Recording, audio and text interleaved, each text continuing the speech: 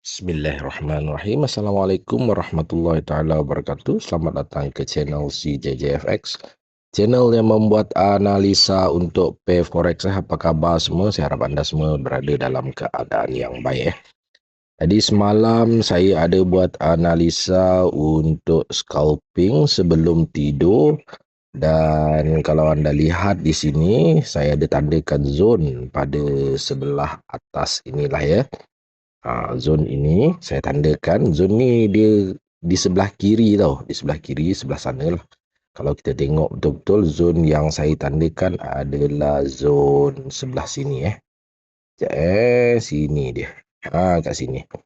Okey, dan trigger lah zone tu zone tu trigger, dan siapa-siapa yang ada entry sell tu makanya dia dalam keadaan profit. Namun kalau anda belajar betul-betul saya punya SOP, kita tak boleh entry kat sini lah sebenarnya. Dan sebabnya pada masa dia sampai kat situ, ada kemungkinan besar CS itu dia tidak terkeluar jauh daripada BB. Kemungkinan besar. Saya pun tak nampak juga benda tu. Saya tak ada follow candle tu pada masa kalau saya entry lah. Sebabnya saya dah tidur.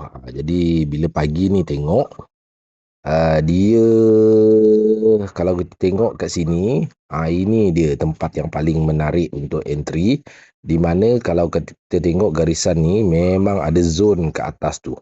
Jadi kalau katakan saya bangun pada masa ni, maksudnya saya akan entry dekat area sinilah, sebab ini condition yang paling terbaik di mana CS berada di luar daripada BB dan kita ada zone engulfing. Zone engulfing di sebelah kiri lah dekat sini, dan dapat pucuk lah sikit tapi apa-apa hal, walaupun begitu, kalau kita entry kat sini pun kita masih profit lagi lah. Kalau kita tengok sekarang ini dia dah turun sampai ke bawah. Oi, siada. Hari Sabtu lah buat dah. Ni lagi ngurus adiknya hospital. Hari Sabtu lah. Okey. Jadi sekarang ini kita lupakan setup-setup yang sudah pun lepas. Jadi kita cari setup yang barulah untuk hari ini Jadi saya akan delete semua zone tu, kita reset balik semula Jadi untuk hari ini saya jangkakan CS akan membuat sambungan penurunan lah. Jadi kita boleh mencari sell lagi. Sell lebih selamat sebenarnya lah untuk entry hari ini. Adapun begitu, kita tengok keadaan macam mana. Kalau kita dah sell, masih juga tak profit, asyik loss je, makanya lebih baik kita bertukar kepada buy. Itu keadaan dia lah. Tapi apa-apa hal, kita cari untuk zone sell lah untuk hari ini. Saya lebih fokus kepada sell. CS pun sekarang ini tengah turun. Kalau kita tengok dia berada di bottom BB. Dan kat sini dia tak ada zone lah. Zone yang ada terdekat pun untuk buy, katakan anda nak buy, paling terdekat pun di area sini dekat sini. Kalau nak buy. Adapun yang saya bagi ni adalah setup untuk scalping sahaja.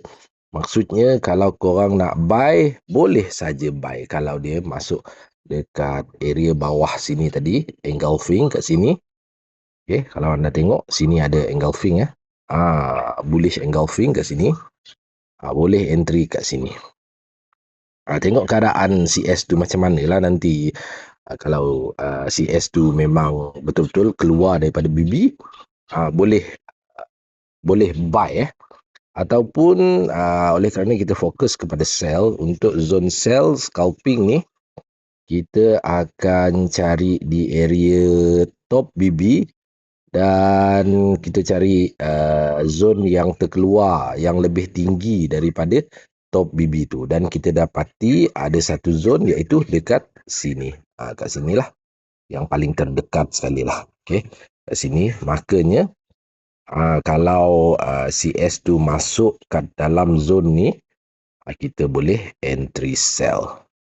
Dan jangkaan kita buat permulaan ni, kita boleh target sell sampai kat bottom BB minimum ataupun sampai kat zone bawah ni lah. Kat zone bawah ni.